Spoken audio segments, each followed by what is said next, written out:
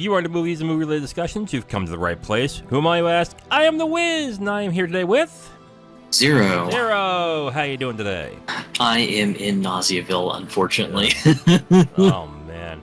I can't come up with a quip of a different type of work that you do out of that, so I just hope you feel better for a time being until you have to get back into it, so... Yep. That stinks. But anyway, we are here to review the 1998 sci-fi noir film Dark City, starring Rufus Sewell, Jennifer Connelly, Kiefer Sutherland, and William Hurt, directed by Alex Proyas. This is going to be a strange kind of review for me, mainly because I went into this remembering how I first watched it and was blown away by it. Coming back to it now, I am actually a lot less impressed. I don't think it's a bad movie, but I definitely have some issues with it that I didn't have when I saw it back in '98. Before I get to that, what did you think of the movie? Since this had been my first time actually watching the entire movie, not just watching bits and pieces of it, Yeah. I thought it was interesting, but there were definitely some moments where just things got a little bit jumbled up. We should state that we watched the director's cut of this movie, correct? Yes. Okay. So there are some key differences between the director's cut and the original cut. And I think one of the good things the director's cut did in this movie is that it kept the purpose of the villains hidden for about, I would say, a good third of the film. Because in the original cut, there is literally a voiceover that happens that they go over who the villains are, what their purpose is, what they do, and it really just kind of ruins that part of the mystery of the film, whereas the director's cut, it makes it a lot more interesting and captivating to watch when you don't know exactly what these villains do and what their purpose is. I think that will be the most that I will give credit to the director's cut. I guess I'm kind of with you. I think it works overall, but when it comes to the whole of the film, they do some questionable things in this movie. It's definitely trying to ape off of noir and of, I would say, 30s, 40s silent sci-fi to a certain extent, and maybe a little horror. I'm thinking of Fritz Lang's Metropolis, the Cabinet of Dr. Caligari, stuff like that. I think it's trying to ape that style. The funny thing of the movie is it apes those styles very well, but that's all it really does. It doesn't really give you more of an in-depth thing in the movie other than saying, oh, it's like this and this put together. With that, and it does that well, and that's fine, but the hope of mashing those two together is that you would have this really interesting and dynamic thing that's there as a result. When you make a baby, essentially. Like when parent A and parent B get together, they make this beautiful baby that is a mash of the two things, but also different in its unique way. And I think that's the issue I have with Dark City. It does those elements well, but it's not that unique. It's a fair thought. I know for me, it felt closer to kind of like a detective mystery meets kind of like a sci-fi movie. Mm-hmm, yeah. When the lines start to become much more clear, that's when things seem to get more jumbled up, which was a little bit disappointing because I felt that, if the writing was a little bit tighter, then I think this would have been a little bit more of an impactful movie. Mm-hmm. But overall, I don't think it's absolutely terrible, and I mean, I can see why it's definitely become sort of a cult classic. Yeah. Now that you mentioned the writing, let's just get into it. I think the main thing that the writing does wrong, and this is also something to do with the two genres it's mashing up, it seems to have the dialogue of a hard-bitten noir detective thriller, but I think it would have benefited more to have a more verbose sci-fi kind of dialogue. Because it just seems like the dialogue is a little too general and on the nose for something that I think is supposed to be a little more smarter than what it's alluding to. I get that it's part of the style of the film and the style it's trying to ape, which is the noir detective thriller, but I think that the noir detective thriller is probably the weakest part of this movie. I think the sci-fi elements are actually much more interesting. The mix, when put together, is effective, but when you pull back, I think they put too much into the noir bucket than they could have done from the sci-fi bucket. Visually, it's much more sci-fi. Another thing I would say, it's like a live-action Batman the Animated Series, but with Hellraiser like characters. I guess would be another mix I would put into it. It's a mashup of a lot of things, because the film has a very Art Deco feel to it. The visuals are not the problem for me. I think the visuals are captivating, but the writing is definitely an issue. And it's mainly because the characters are kind of one note, like both in dialogue and in the way the characters are created. Like, I know nothing other than the Doctor has a limp of some sorts, a funny eye twitch, and he sounds like, I guess the best way I can put it for like layman's terms, like Peter Lorre when he was playing villains in movies like Arsenic and Old Lace. Or if you really want to, think of WWE Stone Cold during his what phase. When he would say things like let's say I'm talking to you, Zero, and it's like, did you enjoy work?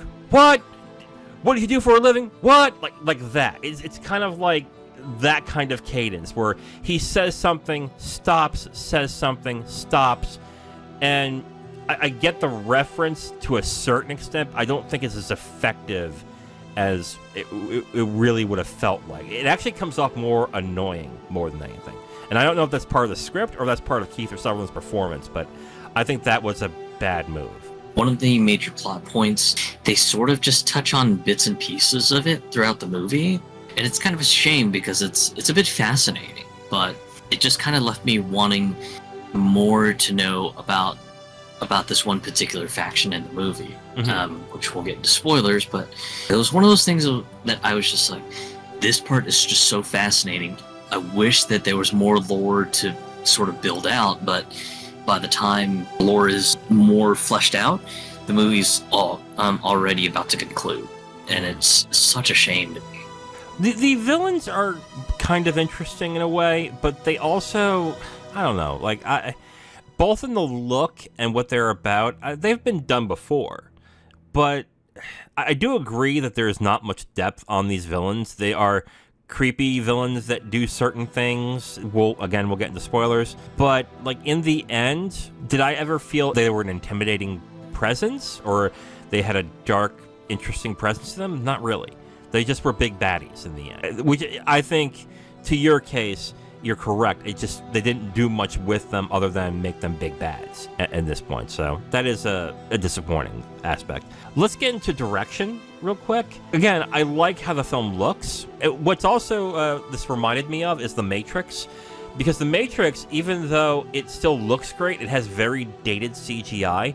But because of the style of this film, the CGI and how I would say awkward it looks at certain times actually enhances the setting in a lot of ways. There are obvious scenes in this movie that is green screen to hell. Like the beginning shot with Kiefer Sutherland, the ending shot, certain shots with the villains.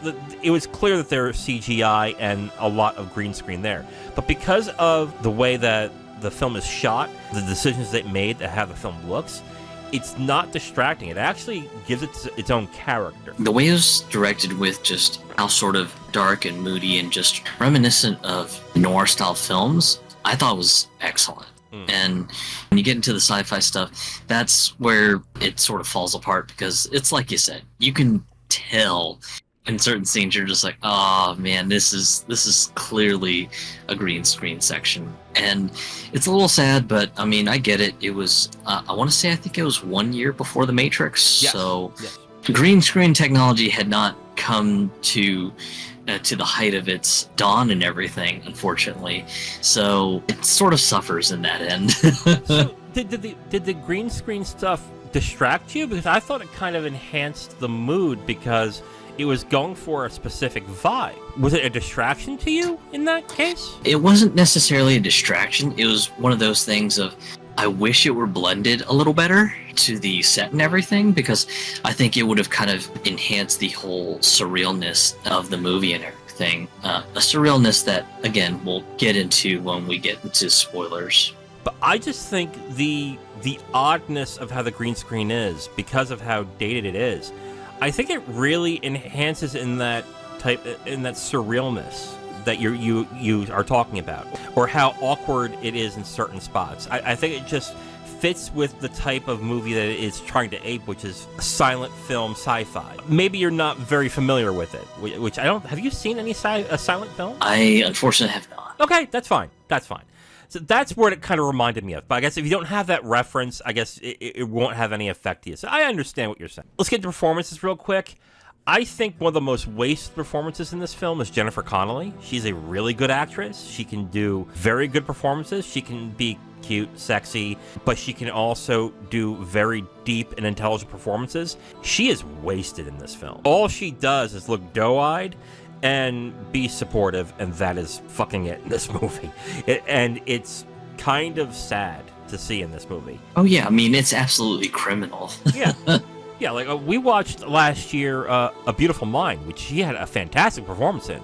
And then I watched also Top Gun Maverick, which she was the love interest in that movie. And even though, again, still fucking gorgeous, she still is very charming in the way that she can be in that movie. In this film, and again, this might be more of a stereotype as to what these noir films, these black and white noir films are like, but even those films have very interesting femme fatales, of which this film does not have. And it would have been an interesting twist to have her to be the femme fatale, kind of just waste her character as being the wife, and that's it. I guess I'm saying that her performance is not great, but I don't think it's her fault, because I know she does good work. Another performance I don't like is Kiefer Sutherland. I don't know about you. I thought the cadence of when he speaks was fine at first, but as the film goes on, and when I talk like this, and you need to tell me what your opinion is of the film, it's like I was watching his performance on a phone with like bad reception.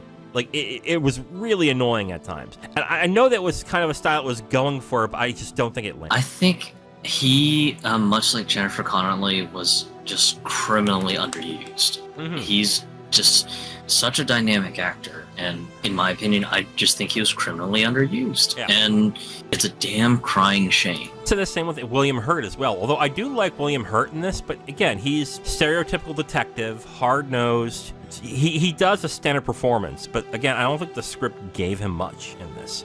I think the supporting actors overall were just given not great things to do in this movie, so they just pretty much said, okay, remember this movie? Okay, be like that. Did William Hurt's performance give you anything, or are you in agreement? As far as William Hurt, it was fine. It was just kind of a hard-nosed detective who believes he has a grasp on reality, but doesn't seem to realize until the end that there's more to this tale than meets the eye. And, I mean, he plays it just fine, but it isn't anything that breaks new ground or anything. And then we have the final one, which is Rufus Sewell. He's fine. It's interesting to watch this again, because I really liked Rufus Sewell when I first saw this movie. I thought he was really good in it.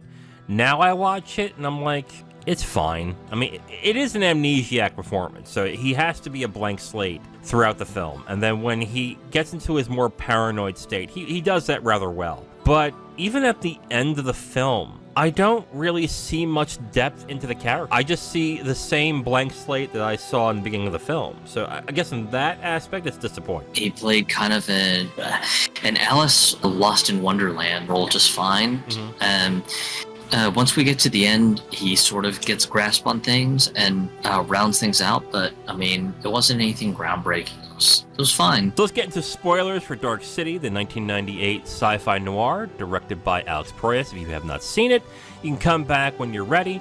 We'll get into spoilers in 5, 4, 3, 2, 1. We watched the director's cut of this film, so if you want to join us with this spoilers, that's the version we're going for. But to be honest, there's only like trace differences between the director's cut and the actual theatrical cut. The story stays the same, but there are some minor differences I do like about the director's cut, which I've already talked about.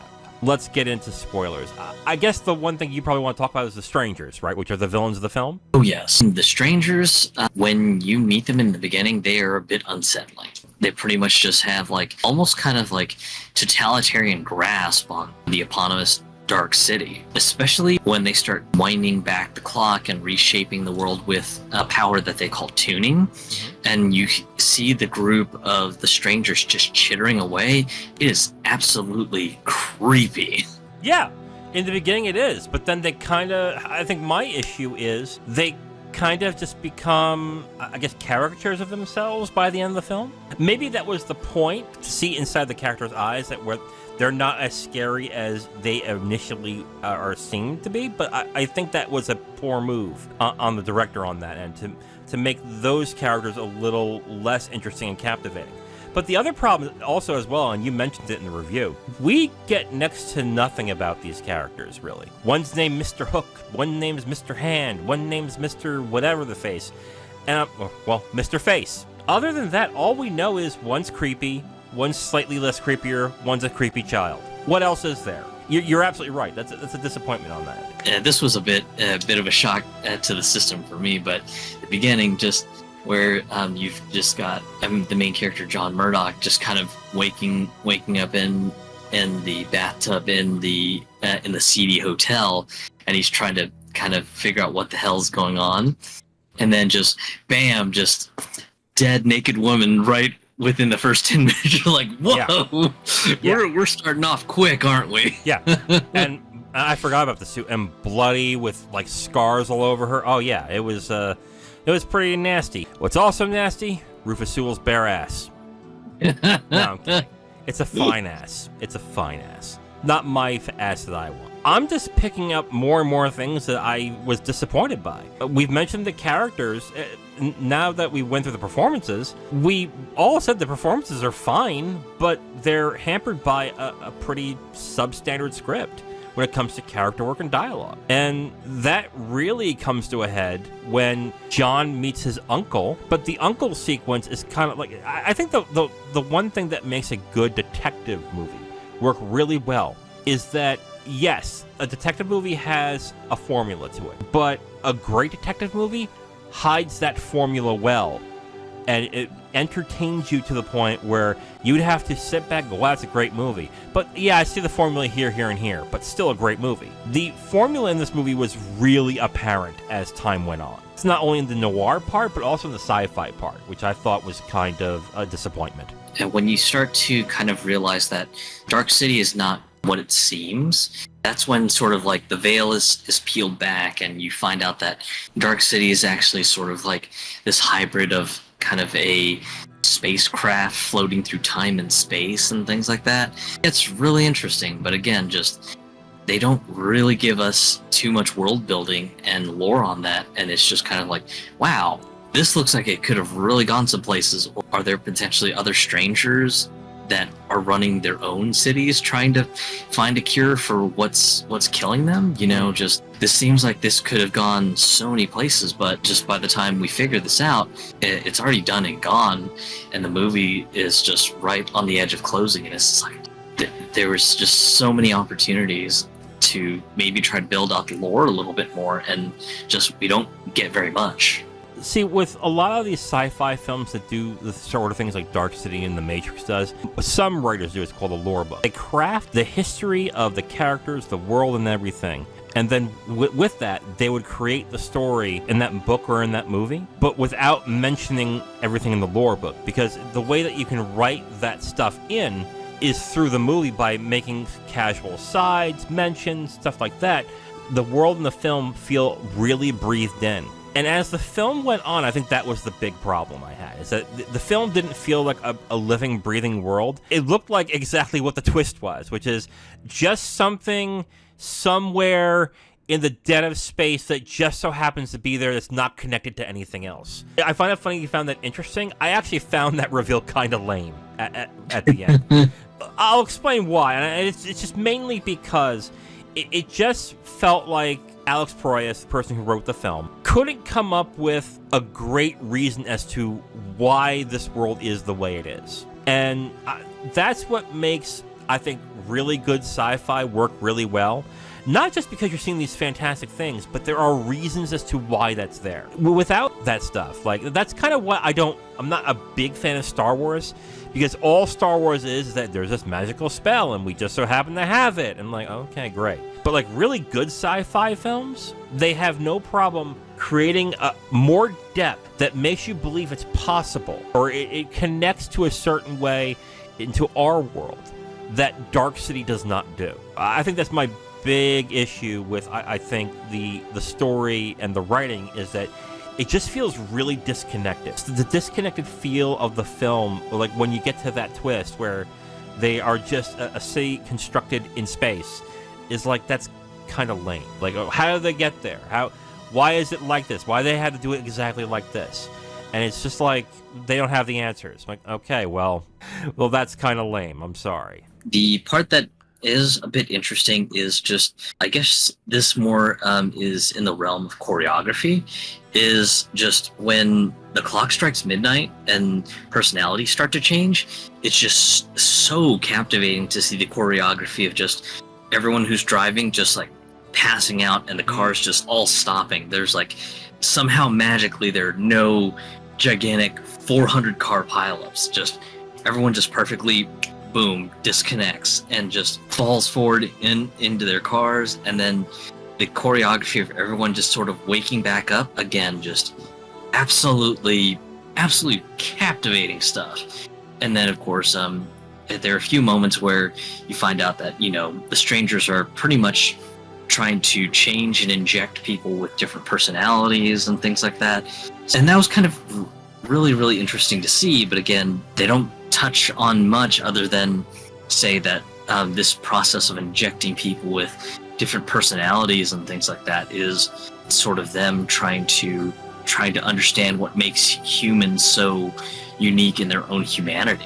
And it's interesting because you see like this poor working class couple who, the guy, he's kind of like a blue-collar guy who just does some sort of hard physical labor, and of course his wife is just griping at him that, you know, their kids are driving them insane. And the strangers go and inject the personalities of like aristocrats into both of them, and so suddenly, instead of the working clothes, this guy is suddenly dressed up in a suit. The wife, instead of like some raggedy pajamas, she's in like just a really pretty dress, and dinner table gets stretched out to like a banquet table, and it's just kind of wild to see. And again, just it's something that brings about like an interesting tie-in with all the lore of the strangers and everything, but we barely get much explanation or much world building on why they're so obsessed with just kind of changing the city nearly every night. Yeah, like the visuals of the movie, I think, are the only thing that's going to make me recommend this film, because I think the visuals are striking enough for someone to enjoy the film. Watching this like a second time, I just become more and more disappointed with the story and the characters and the writing. I agree with you that the whole way they timed everything with them falling asleep and the way everything looks, it doesn't look silly. It looks creepy, actually. It actually looks kind of disturbing, and it works to fit the mood of the film.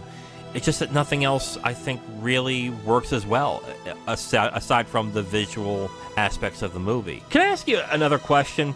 Do you think the violence of the film was necessary? It was a little overdone, but yeah, I mean, I think it's more to do with just the fact that one of the strangers ends up injecting this blended memory of John, which included like the personality of a murderer and everything. So I guess it was to kind of show the savageness within this personality that they had blended for John that didn't take. There wasn't really much explanation as to just why he just completely sort of flew off the handle. And I know the initial thought was as well, if we want to find John, and someone has to become John. And at the same time, he just went to this one stranger just went to complete extremes, and it's just like, yeah, John didn't go that extreme when someone didn't tell him a piece of information he wanted to know. He got kind of irritated, but he didn't go out and murder.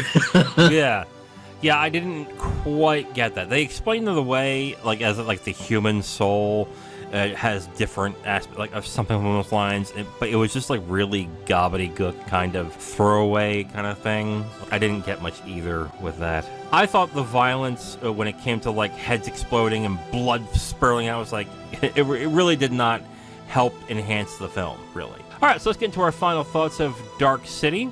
I'll go first. When I first saw this film, I loved it. I thought it was a really good, interesting, and unique film. The only reason why I saw it is because that year, Roger Ebert gave this film his #1 film of 1998. Like, this film. And that's what prompted me, I gotta go see this. And I actually really liked it. Now, after about almost 25 years of seeing it the first time, I gotta say I'm kind of disappointed with what I saw. I think the film is not as in-depth as I remember it. I think the dialogue's pretty standard. And the blend visually is striking, but the story elements and the characters are not. I think they are too one-dimensional for them to be that interesting. But the spectacle of the movie, for me, is enough to give it a recommendation. I'm going to give it 2.5 stars out of 5.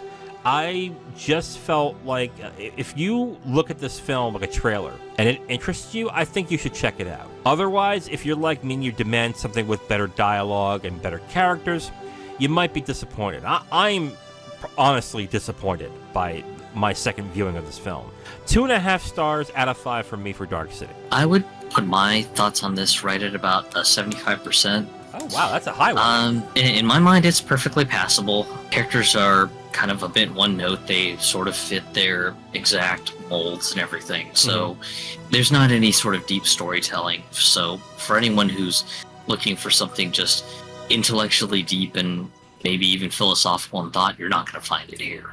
The premise of kind of blending a noir movie with a sort of a sci-fi movie is fairly interesting. Unfortunately, there's just not much world building, expanding on lore, so by the time just the big reveal happens, it's just kind of, wow, that's it? That's an awfully quick surprise. Oh my god, the movie's almost over. And again, it's a shame because it would have been kind of interesting to see if there was more world building on this, like mentioned in the spoiler section and everything. But the performances, they were okay, but it hurts me to my core so much that there were some great big name actors and actresses in this, and they were just criminally underused. I can definitely see why this movie is a cult classic and why it's beloved by a lot of people. I would say that, if you're one of those who's kind of curious on cult classic movies, probably give this one a watch. I think it's at least worth the first watch, and then at that point you can decide whether or not you want to try to watch it again and get more meaning out of it, or just go, nope, once and done is good for me. Yeah. I mean, it's not a bad film, but it is very disappointing watching it a second time. I think you made a good point, and I think you said this in regards to the writing. It's not deep, it's not philosophical, it's not like all that intellectual stuff. It's not any of that, which I think is very disappointing because the things that they deal with in this movie could have been intellectualized in a very interesting way. The stuff about identity, stuff about community, or even like the standard power dynamics of people who rule over you in a totalitarian way. You could have done something with that, but they didn't do anything with any of that. It just was, this is what it is, and I'm like, okay, cool, I guess. I think that's what is most disappointing to me about this. That's actually perfectly encapsulates my biggest problem with this movie, is that it's something that clearly could have used much more depth, but didn't. But let me ask you as a counterpoint. Are you saying that this movie should have been longer? I don't think longer. I think I feel that if the writing was a little bit more tightened up, I think that they could have done maybe a better job with the writing and everything. Okay. Because again, when you get to the end, it's almost kind of like a snowball's rush down the hill. Just, hey, we're going to start throwing a whole bunch of concepts on what this world is and what John has to do to kind of wrest control back into his hands. And there's just so much going on. And it's just, again, sort of like a downhill sprint to the end credit. I just think that if the writing were a little bit more tightened up and more concise, then maybe they could have expanded on some of the interesting bits and pieces about the world. But fortunately, this movie is what we have, and that's all we can make of it. I think the exposition dump that Kiefer Sutherland did with William Hurt and Rufus Sewell, I think was probably one of the laziest thing about this. This could have been much better realized than having a character explain it away in 5 minutes. 2.5 out of 5 from me on Dark City, 75% for 0 on Dark City. It's a recommendation. We both think it's not a bad movie. I think you think it's a lot better than I think it is. I gotta say, I'm actually kind of disappointed. I've had other films that I saw once and I really liked and saw it again and went, wait, what did I watch? It's like, this is not that bad, but it is definitely something that I think time has not given it favors. I don't know if this is a film where I think other films have surpassed it, and thus it's like a curiosity, or if it's just, I thought there was more depth there when I was in high school and I saw it than there really is now. And then now I'm seeing it as an older man, and I'm looking at it and going, yeah, I don't know what I was seeing in this.